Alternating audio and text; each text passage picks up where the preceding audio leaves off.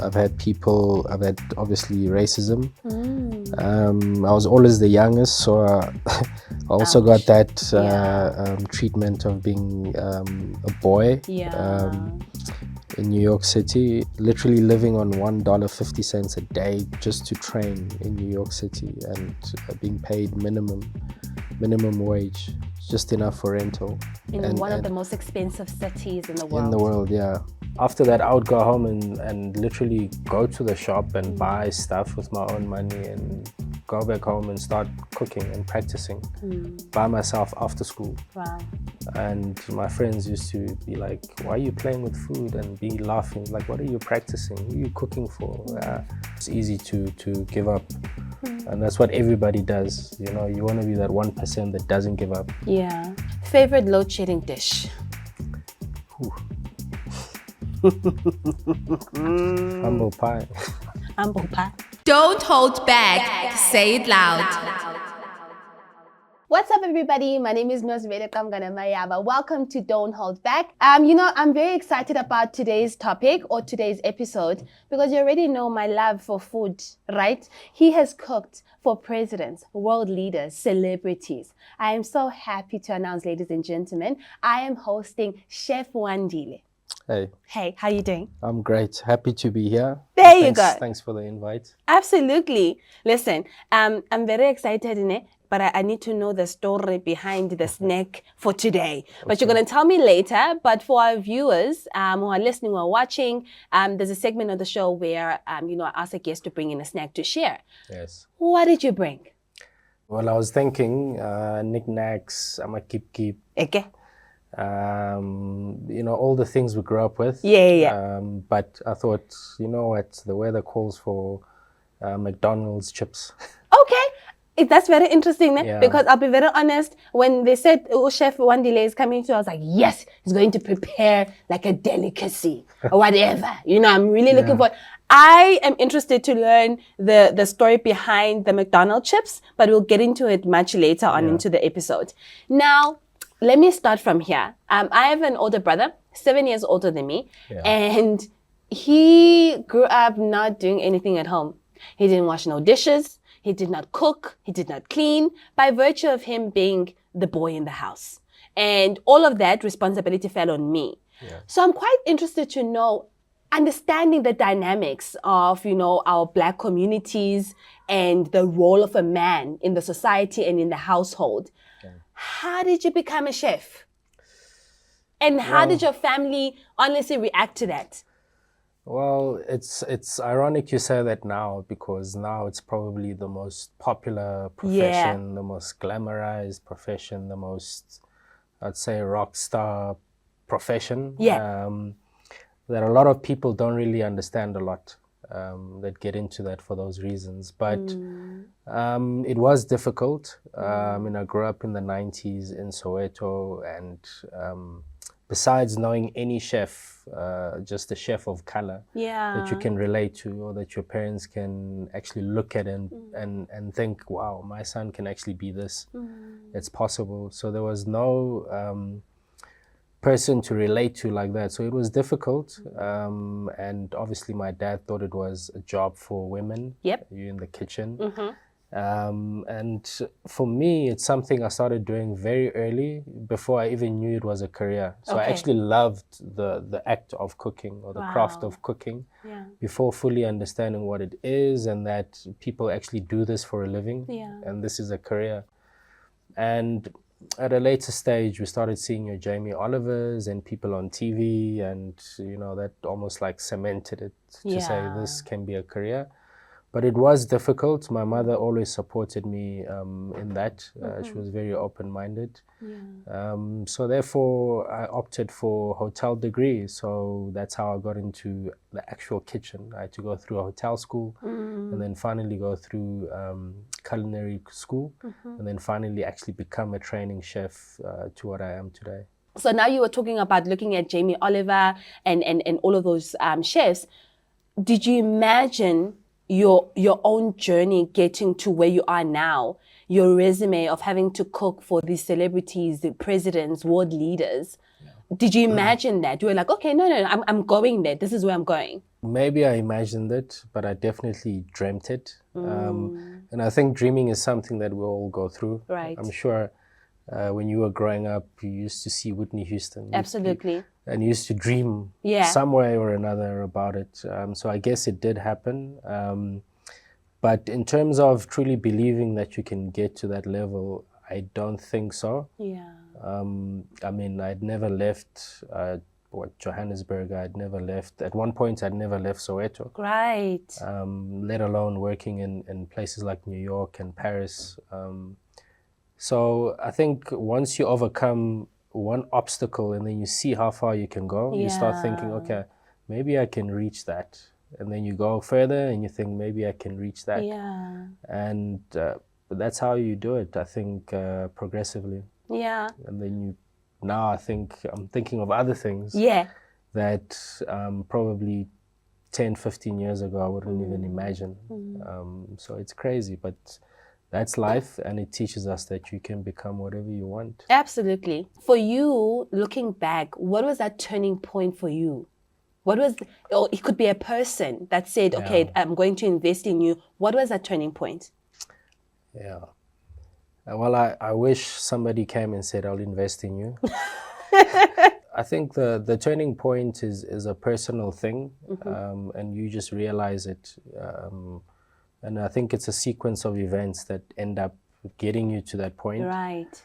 I guess for me, the fact that I ended up overseas and then going to New York and working in the food industry or the restaurant industry, but high-end Michelin level restaurants in New York, sort of validated, that, okay, if you can get here, maybe you should take it all the way. Maybe you can take it all the way.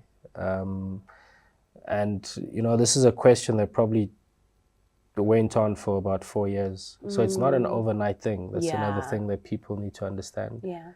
But eventually, I think once I got there and I could cook in New York City, such a high pressure city, and being this kid from Soweto, and nobody's heard of this place. All they know about it is apartheid and Mandela. Right.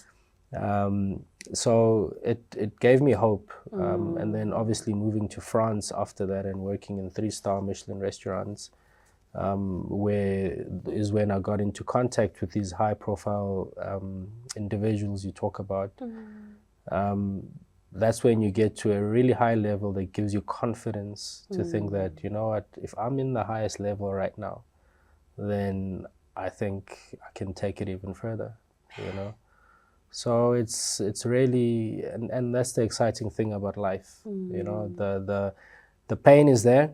I always say with every win, there's 9 losses behind it that people don't know about. Yeah. Yeah. Okay, I want you to name drop. Like, who are some of the famous people? I said celebrities, I said presidents, I said world leaders, but I need you to name drop. Well, I'm not a person that name drops. I know, but you have to name drop. And I told you earlier on that I'm a person that literally lives under a rock. I don't know who got elected yesterday. I don't know who made it today. I don't know. Yeah. I don't know where the earthquake was this morning. I'm really a person that sticks to myself and focuses on things that I want to pay attention to. However, before I do that, it's important for people to understand that everybody that I put my plate in front of is just as important. Every palate for me is just as important. Doesn't matter whether you are a celebrity or a president or a prime minister. For me, I treat everybody the same, and I give 110% in everything or every dish that I cook, whether you are a celebrity or whether you're just a person that's helping park cars. Yeah. But I still want them to name drops. Wow, which year? Where do I start? Any year. And it's funny how we just somehow started getting those high-profile people, and a lot of people thought like it was a marketing strategy that we are paying for, and we're really not even paying for these people. And they're the ones that come to me sometimes call me directly. For example, we had Kelly Rowland's manager. Whenever she's around, she calls me, right Are on you the spot. serious? Right on the spot. And her first question is not, "Chef, can you close the whole restaurant? It's like, "Chef, can you please tell me you got space for us?" And they just come in like regulars, a table of 4 in front of people, and everyone's like, "What the hell is this really this I person?" would be like, what the hell? Yeah, but we've had a lot of interesting people. We've had DJ Louis Vega recently. Straight from the airport to the restaurant. We've had, we hosted Gabriella Union's 50th birthday. Yes, I know she was here for, like, she was doing a whole Africa trip. Yes, I saw that. Yeah, with the family and the husband, Dwayne Wade, as well, was there. And they shot a whole documentary, which also aired on BET Yeah. in the States, just showcasing the experience and the restaurant. That's amazing. Yeah, but very down to earth people. I love, especially the African Americans, because they want to learn more. Correct. About us, and are sort of proud and happy about what we're doing, and how we're going to showcase our culture to the world. Yeah. Who else have we had? Jesus, we've had a few interesting. We had Miss World, Yes. from Poland, came in earlier this year. We also had the Beyonce's manager from the Big Good Foundation, with her mom. We had obviously the president. Okay, that's it for me. You know what? A young person, go Soweto, eBhayi, in Gqeberha, or wherever. Sometimes when you tell our stories, it seems like they're talking from a point of privilege, because we are seen as people now that have made it, right? Or we are the lucky ones. Yeah. I just want you to share also, you briefly spoke about this, about some of the challenges for everyone when there's 9 losses. Yeah. Just briefly talk about some of the challenges that you've experienced in this journey. Wow. So many I don't even have time. I think this show is not enough time to name all of them. Just briefly. There's so many. And the thing is, there's people that focus on those things. Yeah. And you get to know more about that than, the good stuff. But we just focus on the positive stuff. Yeah. We keep the negative stuff inside unless you ask, which then helps you overcome whatever you're going through. But there's a lot. Firstly, where you come from and acceptance. Yeah. You always feel like, I'm from here, I'm not good enough, especially when you're young and you don't know much about your culture and your tradition. You just think Soweto, you think poor, dusty, what am I doing in Manhattan? Or will I even make it in Manhattan? But then you get to the US, and I've had obviously racism. I was always the youngest, so I also got that treatment of being a boy in New York City, and also the challenges of really sticking it out and learning the craft while you're not making money. Sure. Which is what everybody goes through, or what everybody should go through. I think if you don't go through that, I don't think you're ready for the top spot. Sure. You have to go through that. So I always say, almost sleeping in the streets in New York, literally living on $1.50 a day just to train in New York City, and being paid minimum wage, just enough for rental. In one of the most expensive cities in the world. In the world, yeah.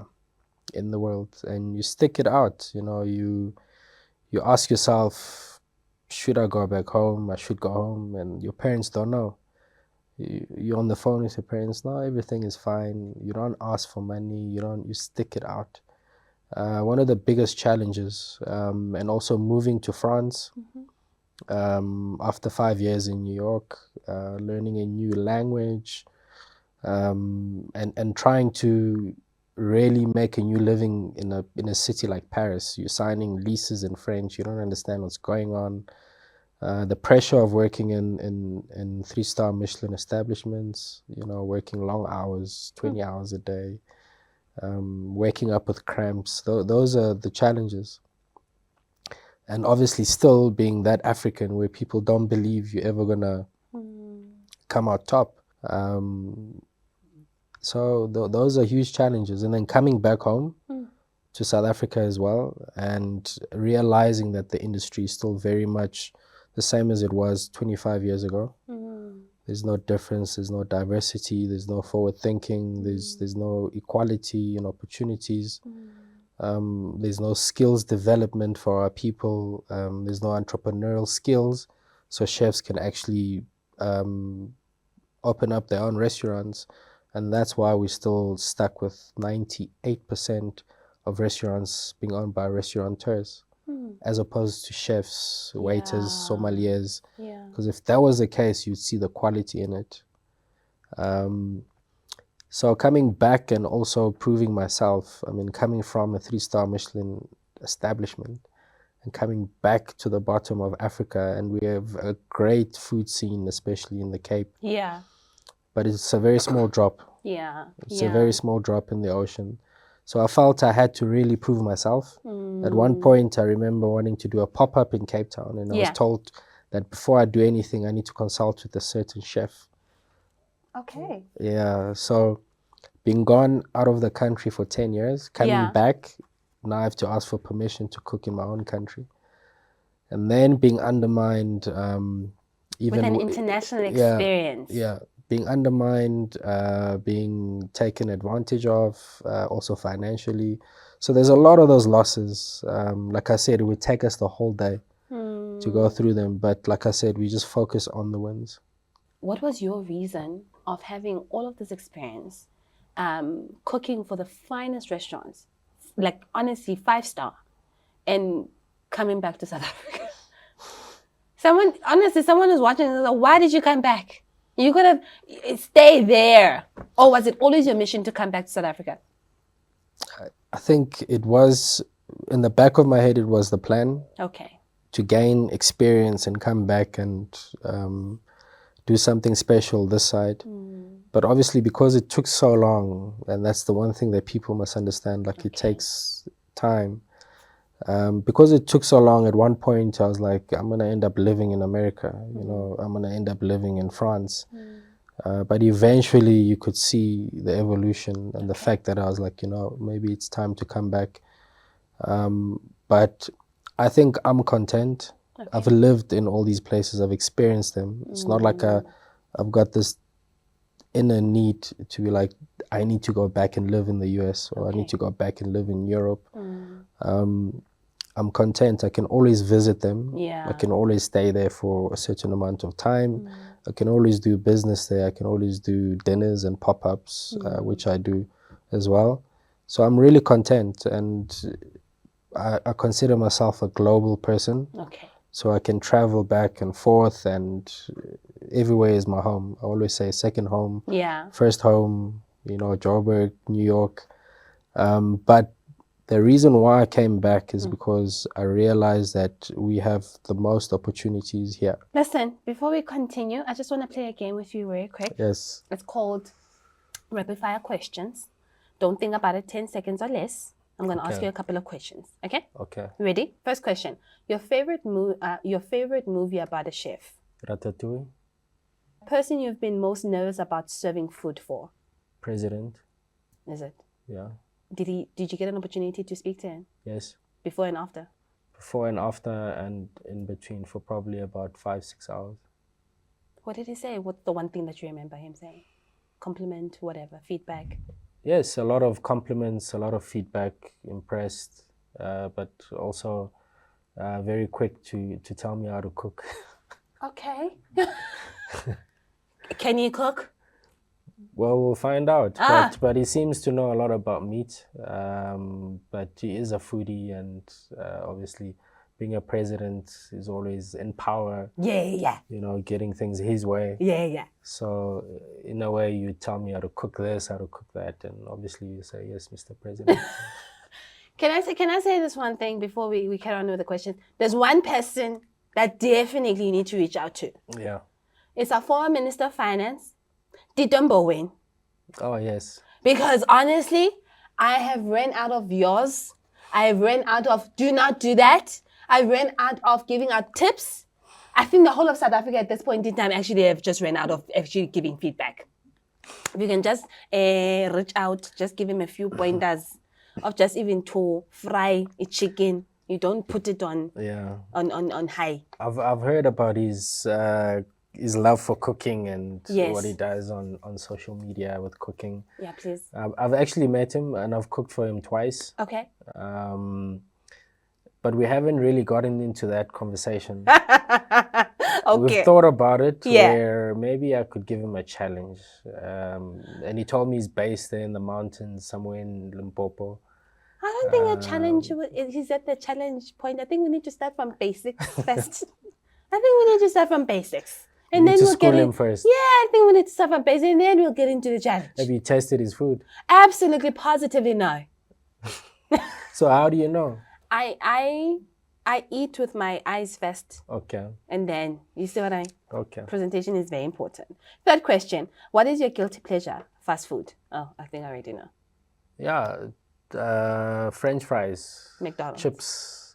Not McDonald's per se, but I'd say chips from McDonald's. Oh. French fries from McDonald's. Okay. Most underrated ingredient in South African cooking? I think things like umfino, Yes. wild spinach. Okay. When you talk about a local ingredient, you want to talk about something indigenous to here, and that's difficult to find elsewhere. And Okay. you find spinach everywhere, but there's that distinct flavor of our spinach, the wild one. Yes. That's just It's you not can't the find anywhere. greens that you find in the US. No. You see what I mean? Completely different. Because I think at first I was like, oh, greens is spinach. I've seen, but I'm like, no, I've tasted it. It's not. Yes. It's not. Okay. Last question. Favorite load shedding dish? Humble pie. Humble pie. No, I'm just kidding. Favorite load shedding dish? I think probably Simba chips. There's nothing you can do. I know. It's sad. Okay. No, it's fine. It's fine. Or you can go to McDonald's. What is up with Drive you through. and the chips from McDonald's? No, because they're very comforting. Is it? Yeah, and they've stood the test of time since we were in primary school, in high school, and as adults, it's still the same. Yeah. It's consistent.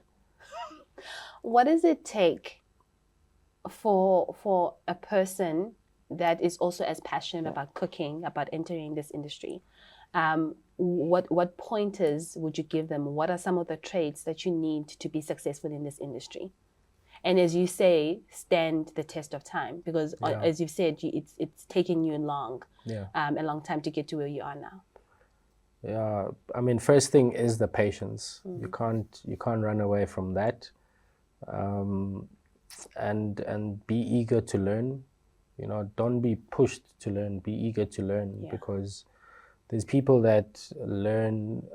For example, when I went to culinary school, after culinary school, everybody just went to bars and go hang out, and after that, I would go home and literally go to the shop and buy stuff with my own money and go back home and start cooking and practicing by myself after school. Wow. And my friends used to be like, why are you playing with food? And be laughing, like, what are you practicing? Who are you cooking for? And that's what I kept doing, because I was eager to learn. So you have to be eager to learn. I think that's how you get better than your peers. Yeah. Because if you're all learning the same thing, you'll all be on the same level. Be a visionary. Know exactly where you want to be. Don't just jump from one place to another and hope for the best. When I was going through those hardships, for example, in New York, I used to just visualize my restaurant, and this was like maybe 10 years ago. Wow. And that vision of this is where I want to be actually helped me get over those hardships, saying this is what I'm doing it for. And the picture needs to be clear, so you need to be a visionary. And I think grit, and this is through any industry, because you will come across certain issues, different issues, whether you're a person of color or you're a Caucasian, or whether you're a foreigner somewhere, or whether you're a female in a male-dominated industry. There's those hardships you're gonna go through, and you need to have the grit, because it's easy to give up.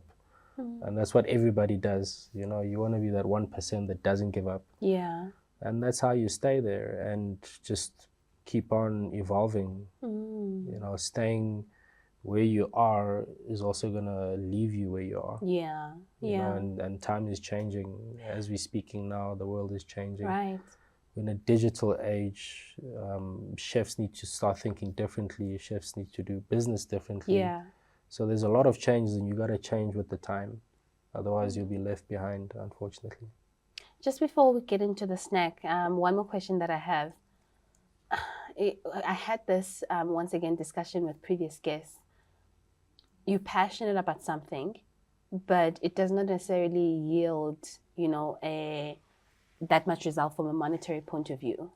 A young boy who wants to be a chef but comes from a very difficult background, similar to you, grew up in Soweto. But you had, you know, the determination and the grit to stay through the course. But would you also advise someone to do that as well, considering some of the pressures that come from growing up in that setup? That you already know you need to go to university, spend 3 years in university, get out, go and find a job, get your family out of poverty, buy them a house. Considering how long it took you to get where you are, what would you say? I mean, while I was going through that, I was also going through life and enjoying it. So it's not like I was in prison for years and waiting for the breakthrough. No, I was traveling, I was enjoying myself, I was exploring life, I was learning things, I was growing up. But we're not all the same, so I don't think a lot of people would overcome what I've overcome. Some would give up, some would, especially in this day and age, you know, people are not built the same anymore. Youngsters don't think the same. So I don't think a lot of people would survive that. They'll probably give up one way or another, or derail, end up doing something else, end up in the US doing something else. But what would I say? I want to do it, but I need the money as in now. So everybody needs that money now. Everybody wants to be the boss now. Everybody wants that title now. I think you have to be strategic in how you do it. You have to know yourself, how much you can take, and what your backup plan is, what your fall-on plan is, you know, because not everybody goes overseas or to the US or to New York and makes it. There's a majority that doesn't make it. So you need to have a plan B. And at one point, wherever I went, I was a person that never made it, but I had a plan B. And we forgot about that plan A. You know, now we only talk about that plan B.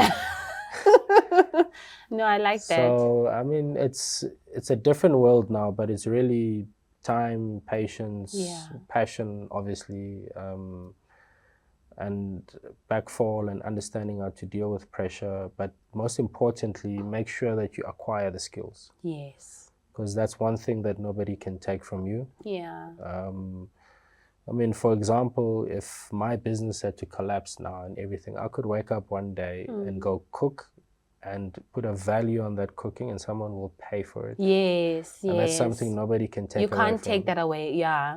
So if you're building your career based on things that are not concrete, like skills, when that collapses, you're gonna have a hard time coming back. So you have to get the skills. And don't make it fake skills, make it real skills. Don't have just the face behind the skills or the beauty behind the skills, like they say, but have the real skills, because at the end of the day, that's the product that people will pay for. That's the product that you'll be valued against. And that's something that, as long as you live, nobody can take away. I loved what you said. Be strategic. Yeah. Be strategic, because everyone cooks to Yes. some degree. Do you get what I mean? Essentially, whether you cook burnt food, I know I cook. My husband thinks I cook the most delicious food. I know I don't. I know I do not. It's just that he doesn't have a choice. Okay?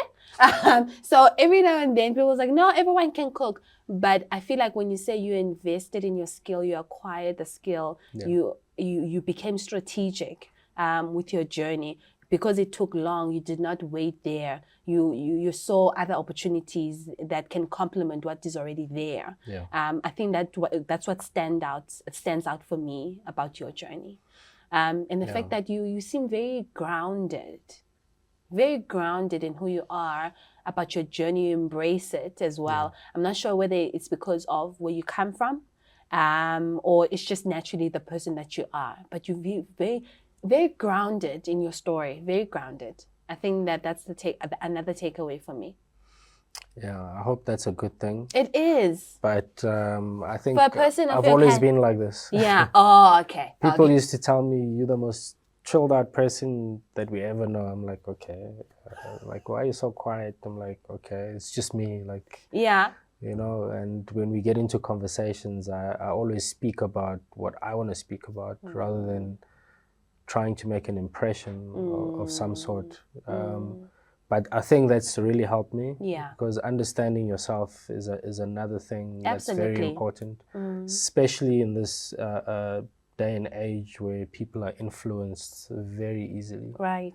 As soon as you switch on your phone, there's like 10,000 different competitors waiting for your attention. Absolutely. Including your WhatsApps, including your emails. Please do not. You just have to keep your head, right, you know, where you want to be, what you want to listen to, what you want to hear. And that's why, as a result, I don't watch TV. I want to be in control of what I see, what I hear, what advertisements I look at. Otherwise, for me, it's propaganda, and that keeps me grounded. I love that. Okay, listen. Yes, let's talk about them chips. Okay. Yes. What's the story again behind the McDonald's chips? Why couldn't you bring a delicacy? Why couldn't you cook me something? I was told to bring a snack. Okay, sure. So I thought, I'm sure you could have cooked up something there. Like a snackanyana with some malva pudding with spices that I've never seen before or heard before. And I thought you were on a diet. Now you're talking about malva pudding. Why do you have to remind me? Okay, what's the story behind the chips? Yes, so the chips, obviously, take a few, please. It's something that we were eating from high school. Okay. Or even from primary school. And I think for me, it's something that stood the test of time. It still tastes exactly like it did. It does. It still makes me feel exactly like it did. How does it make you feel? There's that sense of comfort. Okay. There's a sense of nostalgia. So this is the good thing about food. Any food. Yeah, true. If it's something that you grew up eating, right? Whether it was made badly or whether it's from your grandma or your mom, and it reminds you of a certain time. Absolutely. It'll always make you feel good. Yeah. You know, so even 10 years later, as you taste it, that flavor actually triggers your memory. Yeah. And it evokes certain emotions that make you feel. Absolutely. So it's nostalgia. And these chips do the same thing as they did literally like 10 years or 15 years ago. Okay. So they're being consistent. And also the one thing that I think is real. Yeah. is real from this shop. Okay. You know, that I can trust is potato. Okay. Because we've heard stories before, and I'm not a big, advocate of fast food. Okay. But this is the one thing that I think makes me feel good still. Okay. I'm going to have a couple more. Okay? I know I'm on a diet, but you did Feels good, right? But you did say that potatoes are more healthy. You don't need to put salt in it, eh? It's already it's salt. Perfectly seasoned. I know. Okay, I'm going to have one more. Chef Wandile, thank you so much. I really appreciate it. There's so many nuggets that I took from your story, your journey, and I'm hoping someone that is listening from home or watching from home has also taken that. I appreciate you. I wish you all the best. May you go from strength to strength, from one level to the next. As you said, there are things that you're already dreaming, envisioning about your next level. May you get there, and may it suppress all your expectations. I'm going to come to your restaurant. Thank you, and I'm waiting for you. And it's something that's going to take you beyond just food. Okay. We always say there's a message in between the courses. Guys, that is where we leave it for today. Thank you so much for joining us. This has been Don't Hold Back. This is where we say it loud, season 2. You can catch this episode and many other episodes on YouTube or wherever you get your podcasts. Until next time, my name is Nozibele Qamngana Mayaba. Thank you for joining us. Don't hold back. Say it loud.